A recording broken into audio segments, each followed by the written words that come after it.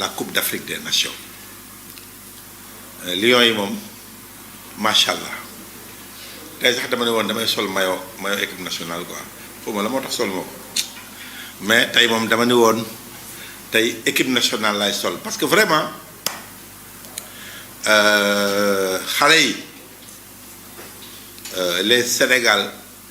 Sénégalais se voient à travers nos lions de la Teranga.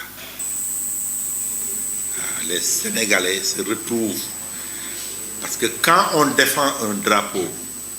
quand on défend des couleurs nationales, on doit se comporter comme tel, en étant au cœur de ce qu'incarne cette république, cette nation-là. Le Sénégal vraiment jom lañ ko xamee ak gëm boppam bañ ko yab moo tax ngeen gis Sénégal un pays de 196 000 kilomètres carrés mën na nekk parmi les 4 nations am na kii sama benn kii je crois que si Samba Ndiaye sama frère keroog dama gis mu yónnee ma benn ay information di comparer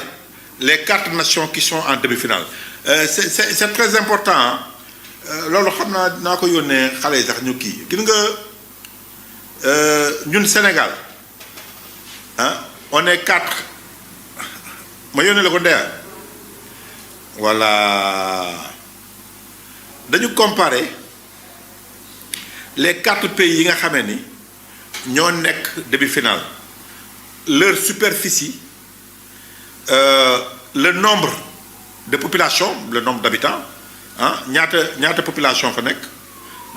ñu jël ko di gis ni Sénégal ngàcce ngaaraama le Sénégal le Maroc l'Égypte et le Nigeria Sénégal ñu ngi ci 18,9 millions d'habitants 19 millions d'habitants Maroc ñu ngi ci 38 millions virgule 4 quoi 38 millions 400 000 certainement habitants ñu ne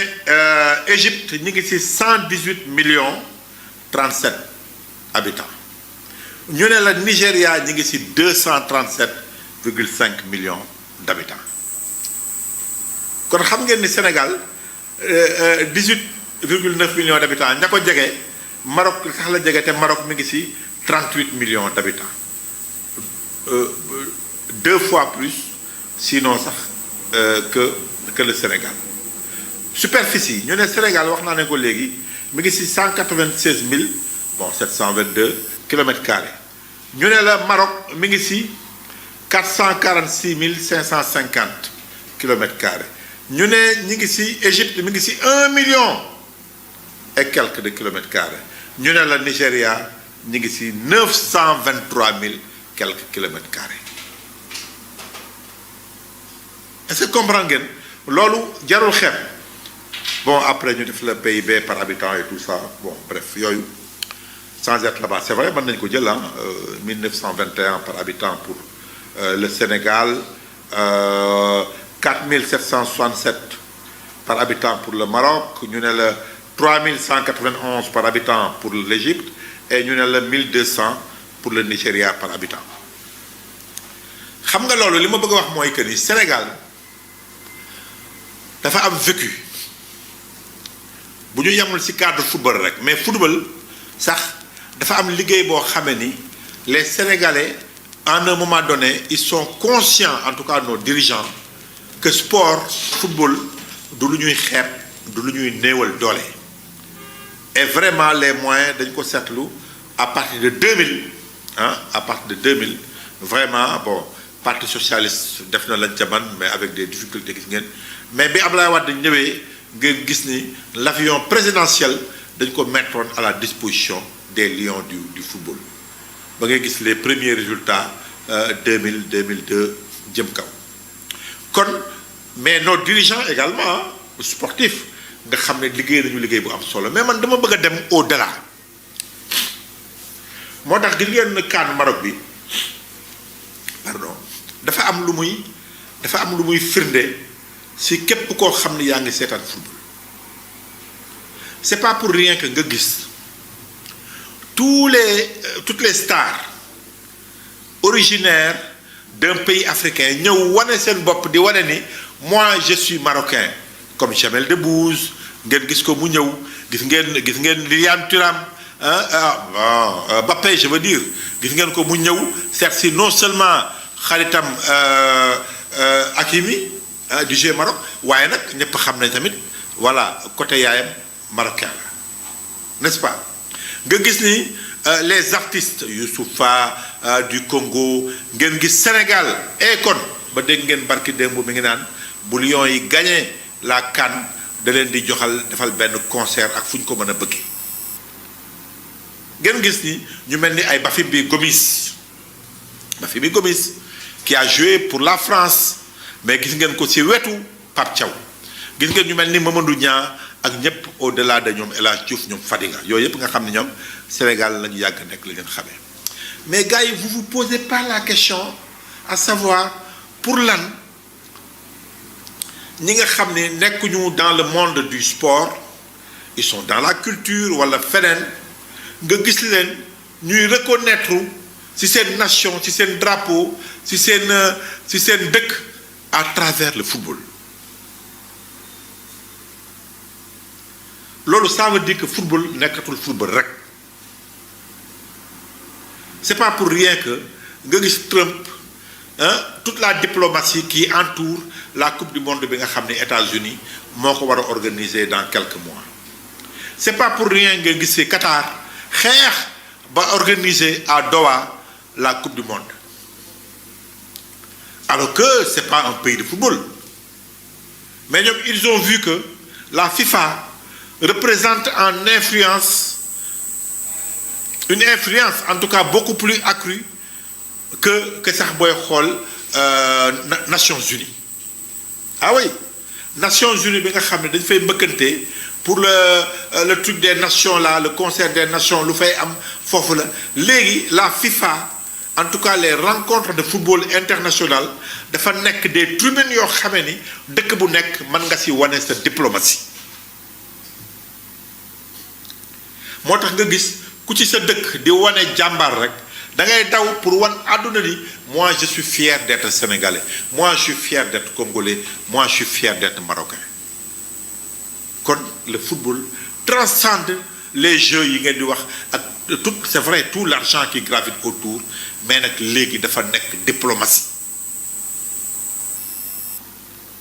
léegi dafa nekk un moyen de diplomatie Sénégal comme ñun yàlla may nañu vraiment malgré lii ma leen wax 18 millions d'habitants 196 000 km², aujourd'hui on est là où les grandes nations se qui retrouvent avec beaucoup de moyens certes mais football du xaalis rek mais en tout cas ñun organisation bi ñu def ci football ak xarañte bi nga xam ne suñuy xale def nañ ko ak les acteurs du football créer des centres de formation à gauche à droite léegi dem na ba nga xam ni Sénégal fa ñuy limee football te football dafa am tour ci àdduna Sénégal mi ngi au cœur fi ñuy limee football 3 fois de suite ñi ngi dem coupe du monde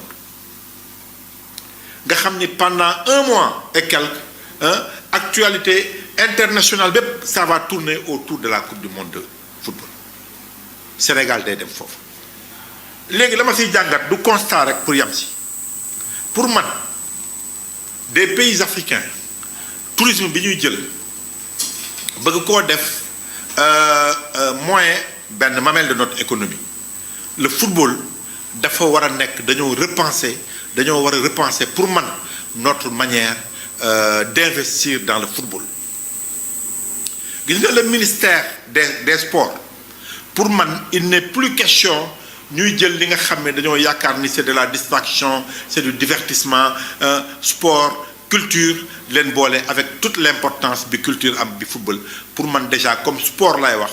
pour man le sport doit avoir son propre ministère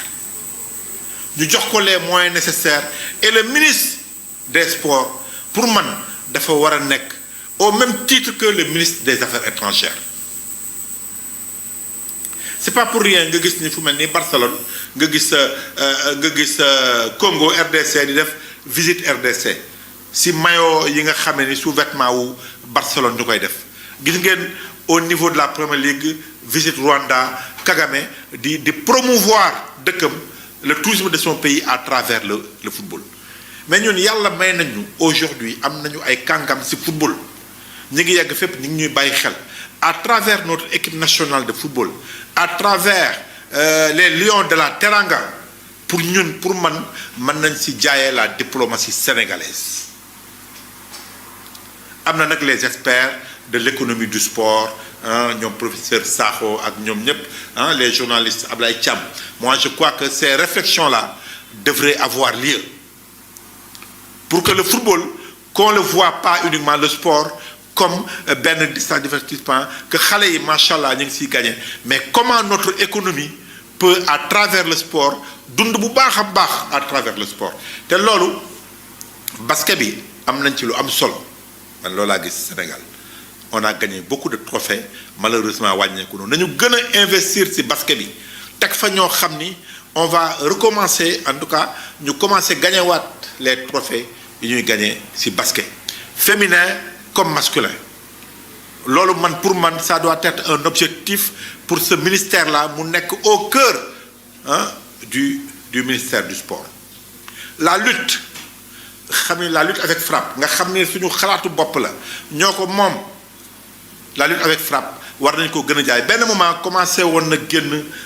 au niveau de nos frontières mais léegi dem na ba nga xam ni mbër yi MMA la ñuy def alors que pour man la lutte traditionnelle sénégalaise la lutte avec frappe war nañ ko gën a jaay mu nekk un moyen de promouvoir notre tourisme de promouvoir notre pays man kan bi loolu laa ci gis bu nit ñi di xëccoo pour organiser la coupe du monde de football gis nga doole bi mu am Infantino fi mu nekk nii nga xam ne moo diriger FIFA mais c'est un grand du monde parce que ñépp ko soxla léegi kon ñun tamit à travers suñuy prouesse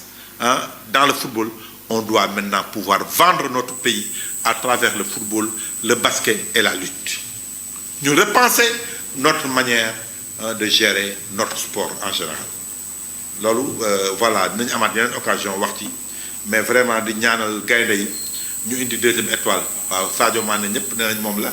kon Sadio la léegi nag xam naa nag li ma si metti rek mooy xaritoo bi ak Maroc moom ndeysaan xam naa fii lay yàqu waaye ma wax ko si wolof bien que marocains yi dégg nañu wolof xam naa ni moom xaritoo moom dimanche Maroc ak Sénégal ay xarit lañu ay doomu ndey lañu doomu baay lañu marocains yi wax ji neex na rafet na boo nee Sénégal nga ñu yëkkati la waaye dimanche gars yi dimanche ngeen di xam ne nag diggante Sénégal ak Maroc daal sotti leen si ndox yàlla na si yàlla def jàmm yàlla na si yàlla def jàmm xarit bi boo demee fa la yàq parce que yéen sax yéen a ngi doon sentir heure boo leen ñëwee ak marocains yi ngeen jubilé Sénégal Maroc bay ñu indi seen drapeau ngeen jubilé waaye boo leen final Sénégal ñu ne la non final Maroc xam ni mais lépp dañ ko def dans le cadre du sport rek du sport voilà dans ce cadre là voilà ku man dóor te ñun xalaat nañu ni Sénégal bii de moom deuxième étoile bi leer na nañ yàlla bu yàlla tas yaakaar ba ñu indi suñu deuxième trophée de CAN ici à Dakar incha allah